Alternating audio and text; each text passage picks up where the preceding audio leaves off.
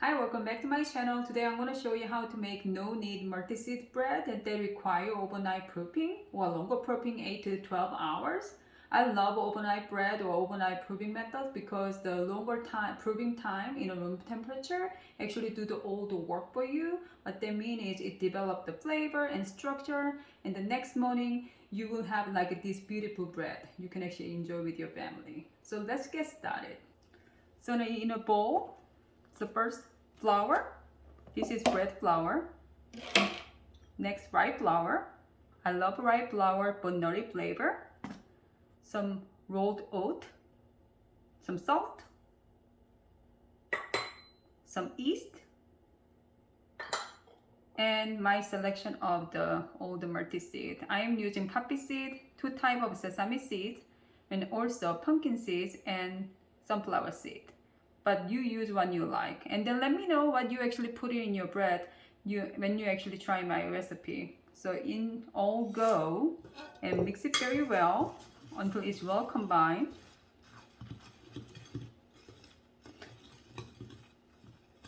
Check the description for ingredient and measurement. And the last ingredient, just room temperature water. Combine well until you do not see any dry flour. This is all you need to do today. Next thing is just cover and let it proof at a room temperature for 8 to 12 hours. I'm gonna probably check it on tomorrow morning. It should be double in volume. It has been 12 hours. It has quite risen. It's double in volume now. So what we are going to do is we're gonna do the shaping.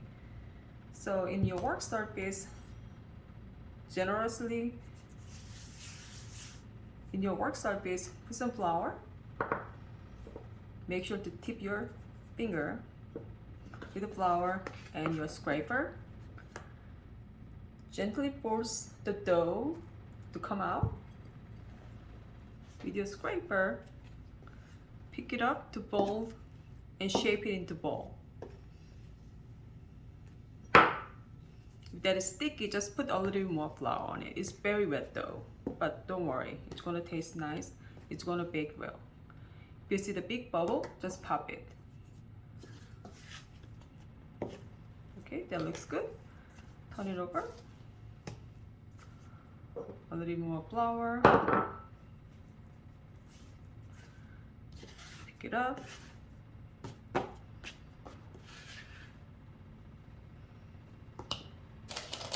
Already prepare a bowl with the parchment paper. Put some flour on it. Lift it.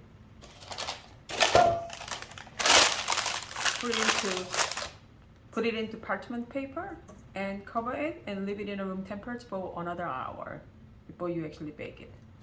It has been 1 hour. It risen back, and if you want to actually put additional seeds, this is the time you can put. If that is too dry, all you need to do is spray a little water,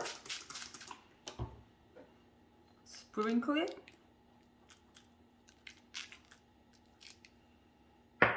and then make sure to score the bread as well.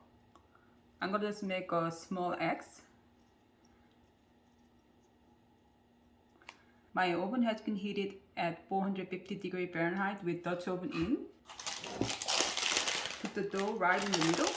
Cover it.